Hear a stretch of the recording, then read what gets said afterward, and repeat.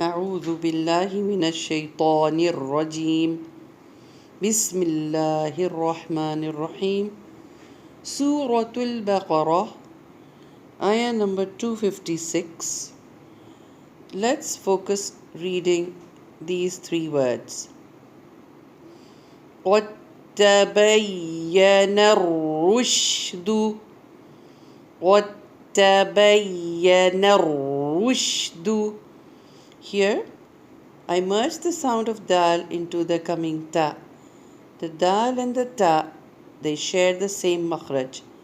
So the sound of dal will be merged into the ta, and the ta will be read twice. That's why it carries the shadda on top. وَتَبَيَّنَ الرُّشْدُ. Here again, we have a shadda on ya,